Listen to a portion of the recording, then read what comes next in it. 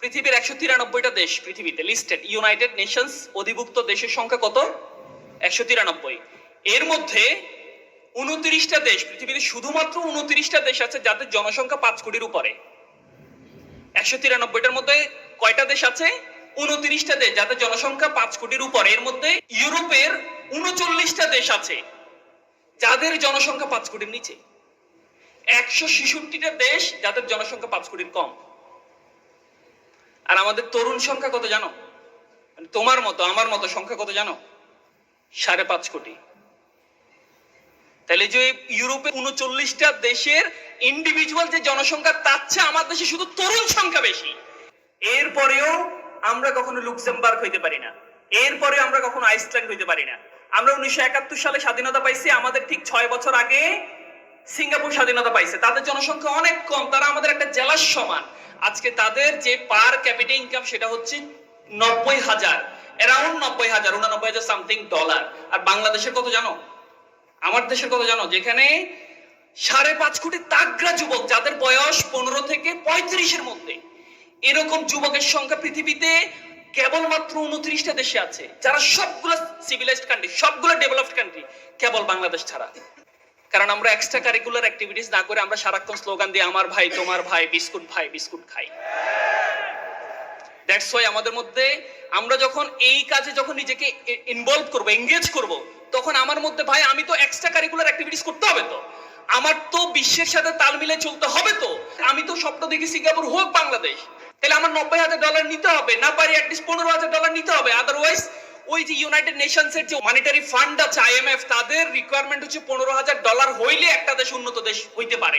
Otherwise তাকে আমরা তলাবিহীন ঝুড়ি বলি, তৃতীয় বিশ্বের দেশ বলি। তা আমাদের সেখানে মাত্র 2800 না 2700, $2911 মাত্র। তাহলে $15,000 যদি আমি নিতে চাই, কি করতে হবে? আমার তরুণরা বসে সারাক্ষণ স্লোগান দিলে টাকা আসবে? তাহলে এই যে 5.5 কোটি তরুণ শিক্ষার্থী, এবং আমি যদি ওয়ার্কেবল ফোর্স ধরি, বাংলাদেশের টোটাল জনসংখ্যা হচ্ছে 175 মিলিয়ন, মানে 17.5 কোটি লিস্টেড।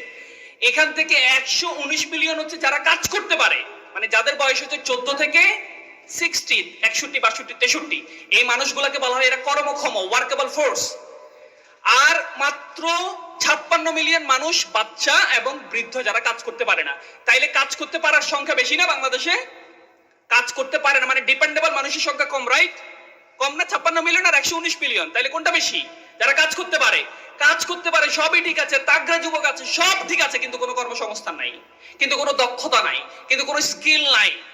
শুধুমাত্র আছে আমার সুটেড বুটেড ডিগ্রি, শুধুমাত্র আছে আমার ভুরি ভুরি বিশ্ববিদ্যালয় অনার্স মাস্টার্স, রাইট? তাইলে বাংলাদেশকে আমরা লুক্সেমবার্গ বানাইতে পারবো না, বাংলাদেশকে আমরা আইসল্যান্ড বানাইতে পারবো না, বাংলাদেশকে আমরা সিঙ্গাপুর বানাইতে পারবো না, বাংলাদেশকে আমরা মালয়েশিয়া বানাইতে পারবো না। আমরা সারা জীবন শুধু চেতনা বিক্রি করে যাব। 71-এ স্বাধীনতা পাইছি, 56, 55, 57 বছর চলে যাবে, কিন্তু আমার দেশ কখনো সিঙ্গাপুর হইতে পারবে না। তাহলে কোনো লাভ আছে ভাই? বলো, কোনো লাভ আছে? নাই তো।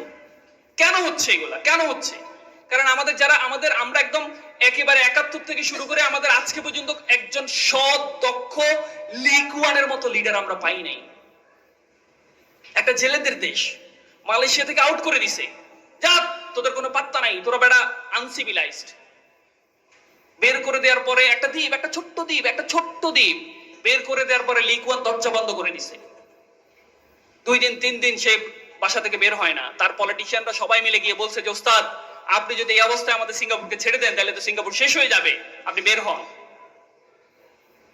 বের হওয়ার পরে ওই লিকুয়ান বলল যে আমি যদি ইনস্ট্যান্ট রিঅ্যাক্ট করতাম, তোমরা এক একজন এক এক মতামত দিতা, এখানে দাঙ্গা তৈরি হইতো, মালয়েশিয়ার সাথে যুদ্ধ বেঁধে যাইতো, আমরা স্বাধীনতা চাইতাম, আমরা তাদের কাছে থাকতে চাইতাম, এই সব কিছু করে কোনো লাভ হইতো না। আমি কয়েকদিন শুধু ভাবছি কি করা যায়। ভাবার পরে একটা ডিসিশন নিছে। প্রথমে, পৃথিবীতে একটা দেশ, যেই দেশকে সকাল সন্ধ্যা পরিষ্কার করা হয়, এই ডিসিশনটা নিছে। নিয়ে হচ্ছে পুরো পৃথিবী জুড়ে মার্কেটিং করছে, পুরো পৃথিবী জুড়ে ক্যাম্পেইন করছে যে জানো পৃথিবীতে একটা দেশ আছে যেই দেশটাকে সকাল সন্ধ্যা ধৌত করা হয়, পরিষ্কার করা হয়, এর চেয়ে স্বাস্থ্যকর দেশ পৃথিবীতে আর নাই, তোমরা সবাই আমার দেশে আসো। এন্ড দেন পৃথিবীর সমস্ত ইনভেস্টররা গেল, মাউন্ট এলিজাবেথের মতো হাসপাতাল হইল। এমন কোন নামি দামি টেক জায়ান্ট নাই সিঙ্গাপুরে যার অফিস নাই, এমন কোন ভালো হসপিটাল নাই যেটা সিঙ্গাপুরে ব্রাঞ্চ নাই। একটা ডিসিশন মাত্র, সকাল সন্ধ্যা ধৌত করব। এবং তার ক্যাবিনেট গঠন করলো, ক্যাবিনেটে সবাইকে এক একজনকে একটা দায়িত্ব দিল। একজন ক্যাবিনেট তার আত্মীয় দুর্নীতির তার নাম আসলো। কিসে নাম আসলো? পরের দিনে ফাঁসি দিয়ে ফেললো। বাংলাদেশে এরকম অনেক আমরা দেখি না, কিন্তু কোনোদিন বিচার হইতে দেখি, কোনোদিন পদত্যাগ করতে দেখি? তা আমার দেশ, আমি যদি সারাক্ষণ রাত দিন 24 ঘন্টা স্বপ্নে দেখি আর জপতে থাকি আমি সিঙ্গাপুর, জীবনে সম্ভব? ওই লিকুয়ানের মতো হইতে হবে। লিকুয়ান 3টা শব্দ দিয়ে তার পুরো সিঙ্গাপুর চেঞ্জ করে ফেলছে, অনলি 3টা শব্দ। হার্ভার্ডের একজন শিক্ষক এটা নিয়ে গবেষণা করছে যে লিকুয়ান কি করে তার সিঙ্গাপুরকে পৃথিবীর অন্যতম একটা দেশ, যেই দেশের একটা এয়ারপোর্টের বিমানের ডিলে, এয়ারপোর্টের এন্ট্রি সিস্টেমের ডিলে নাকি কয়েক সেকেন্ড অনলি, মানে যে টাইম বলা আছে ওই টাইমে বিমানগুলো ফ্লাই করবে, ওই টাইমে ল্যান্ড করবে, 1 সেকেন্ড এদিক ওদিক হবে না। এত বেশি তারা ডিসিপ্লিন টাইমের প্রতি। সো লিডারশিপ আর কিচ্ছু না, একজন লিডার, 3টা শব্দ, মেরিটোক্রেসি, মেধাকে মূল্যায়ন করছে, যারা মেধা পেয়েছে তাদেরকে ডাকছে। কোন দল? Don't care. কোন দল করে ডোন্ট কেয়ার? আমার দল না আমার এন্ট্রি দল, ডোন্ট কেয়ার, মেধাবী ধরে নিয়ে আসো। মেধাবীদেরকে ঠিকঠাক জায়গায় বসাইছে। এন্ড দেন সবচেয়ে গুরুত্বপূর্ণ, যেটা বাংলাদেশে অবহেলিত, যাদেরকে বাম চোখে দেখা হয়, যারা টেকনিক্যালি সাউন্ড, তাদেরকে বাংলাদেশে বাম চোখে দেখা হয়। দেখা হয় না আমাদেরকে? বাম চোখে দেখা হয় না? কিন্তু আমরা কিন্তু কম্পারেটিভলি ওই সুটেড বুটেড ডিগ্রির চেয়ে আমরা কিন্তু টেকনিক্যালি সাউন্ড, রাইট? কিন্তু আমাদেরকে বাম চোখে দেখা হয়। ওই সিঙ্গাপুরের লিকুয়ান যারা স্কিল ছিল তাদেরকে ধরে নিয়ে এসে বসাইছে। পি, প্র্যাগমেটিজম, মানে প্রায়োগিক নলেজ যাদের বেশি ছিল তাদেরকে ধরে নিয়ে এসে জায়গায় বসাইছে। নাম্বার 1 থিওরি ছিল মেরিটোক্রেসি, মেধাকে মূল্যায়ন করছে। নাম্বার 2 ছিল যাদের প্রায়োগিক নলেজ, ব্যবহারিক নলেজ, স্কিল নলেজ ভালো, তাদেরকে বসাইছে। এন্ড নাম্বার 3 মোস্ট ইম্পর্টেন্ট, যেটা বাংলাদেশে নাই, যেটা বাংলাদেশের একটা বিল্ডিং এর একদম নিচতলায় যে ব্যক্তি বসে আর সর্বোচ্চ চেয়ারে যে বসে সবাই সেম, এইচ, অনেস্টি। এই 3টা শব্দ দিয়ে সিঙ্গাপুরকে চেঞ্জ করে ফেলছে। Meritocracy, pragmatism, honesty. আমার ডান পাশের লোক দুর্নীতি করবে, আগামীকালকে আমি তাকে স্যাক করে দেবো। নেপালের দেখছি আমরা, তাই না? শ্রমমন্ত্রী দুর্নীতিতে নাম আসছে, প্রমাণের আগেই আউট। স্বরাষ্ট্রমন্ত্রী, তার একটা কোম্পানিতে ইনভেস্ট শেয়ার আছে, তার না, তার এক ফ্রেন্ডের, ওই ফ্রেন্ডের, মানে ফ্রেন্ড বলবো না, কলিগ বলবো, ওই কলিগের নামে একটা পত্রিকা নিউজ আসছে স্বরাষ্ট্রমন্ত্রী নিজে পদত্যাগ করছে। আমাদের দেশের মতো, আমি নেপাল গেছি, একদম আমাদের দেশের মতো, আমাদের চেয়েও তারা আন্ডার ডেভেলপড, তাদের মধ্যে দেশপ্রেম আছে। তাহলে এই 3টা শব্দ যদি আমরা বাস্তবায়ন করতে পারি, আমাদের দেশে একদিন আমি আমি আমি খুব খুব মন থেকে বিলিভ করি যে পৃথিবীতে দেখবা এত এত কথা বলি আমরা, কোনোদিন আমি আমার নিজের দেশের উদাহরণ দিতে পারি না। দেখো আজকে সিঙ্গাপুরের কথা বলছি, মালয়েশিয়ার কথা বলছি, রাইট? তা আমার দেশের কথা কিন্তু পৃথিবীর কোনো মঞ্চে বলা হয় না। বলা হইলেও বলে যে চোরের দেশ, দুর্নীতিগ্রস্তদের দেশ, আনসিভিলাইজ দেশ, তলাবিহীন ঝুড়ি। মিডল ইস্টে খবর নাও, আমাদের ভাই ব্রাদার যারা আছে দেখবা মিডল ইস্টে যায়, নৌকায় করে, জাহাজে করে লিবিয়া যায়, মাঝখানে মারা যায়, এন্ড দেন পুরো বাংলাদেশে বদনাম হয়। ধরো ওয়ার্ল্ড কাপে গেছে ভলান্টারি করার জন্য, পালাই গেছে, পুরো বাংলাদেশের বদনাম। তার মানে আমরা জাতি, একদম পুরো এন্টায়ার জাতি, আমরা এতটা আনসিভিলাইজড, এতটা করাপ্টেড, এই জন্যই আমরা সিঙ্গাপুর হইতে পারি না। অথচ আমাদের সব আছে। দেখো পৃথিবীতে তোমার গবেষকরা বলছে যে যেই দেশের ওয়ার্কেবল ফোর্স, মানে যারা কাজ করতে পারে, তারা যদি ডিপেন্ডেবল ফোর্সের চেয়ে বেশি হয়, ওই দেশ উন্নত হবেই হবে। যেটা আমরা 2010 সাল থেকে এই যাত্রাটা আমাদের শুরু হয়েছিল, মানে ডিপেন্ডেবল মানুষের চেয়ে ওয়ার্কেবল মানুষ বেশি, যেটাকে বলা হয় ডেমোগ্রাফিক ডিভিডেন্ড। ওই ডেমোগ্রাফিক ডিভিডেন্ডের মধ্যে যে দেশ ঢুকে তারা যে কোনো মূল্যেই উন্নত হবে। আমরাই পৃথিবীতে একমাত্র রেকর্ডধারী যারা হচ্ছি না। চিন্তা করো, কারণ ওই যে আমি আগেই বললাম, আমাদের প্রত্যেকটা মানুষ স্লোগান দেয় সারাক্ষণ। তুমি দেখবে বাংলাদেশের টন দোকান থেকে শুরু করে অফিসের সর্বোচ্চ চেয়ার পর্যন্ত একটাই গল্প, পলিটিক্স, তাই না? আর কিছু আছে? স্কিল আছে, দেশকে নিয়ে ভাবার কিছু আছে, ক্রিয়েটিভিটি কোনো কিছু আছে, ড্রোন আছে, মিসাইল আছে? কিচ্ছু নাই, শুধু চেতনা আর পলিটিক্স, কিছুই নেই।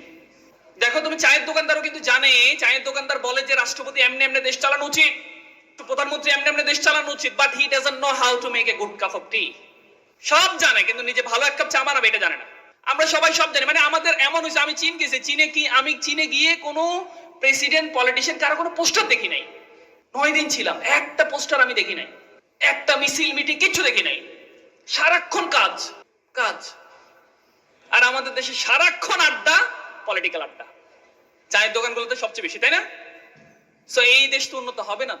এটা হচ্ছে কেন? একটা ট্রু লিডারশিপ। ওই যে এমপিএইচ এর মতো থিওরি, লিকুয়ানের মতো থিওরি, নিজের দল, ডোন্ট কেয়ার, ফাঁসি দিয়ে ফেলবে। এই জিরো টলারেন্সে যদি আসতে পারতাম, আমাদের কিন্তু সব রেডি আছে। আমাদের পলিটেকনিক শিক্ষায় শিক্ষিত দক্ষ জনশক্তি আছে, আমাদের ওয়ার্কেবল ফোর্স 119 মিলিয়ন আছে, আমরা কাজ করতে পারি, সবই আছে। এখন তো এই দেশে বসে আমি আমেরিকার ডলারও ইনকাম করতে পারি, রাইট? এখন ফ্রিল্যান্সিং আছে, সবই সময়। এখন যে বিষয়টা এমন না যে সবগুলোর মিডল ইস্টে পাঠাও, দরকার নাই, আপনি এই দেশে বসে কাজ করতে পারেন, কিন্তু প্রবলেম হচ্ছে আমাদের ওই লিডারশিপটা নাই, প্রবলেম হচ্ছে আমাদের ওই সত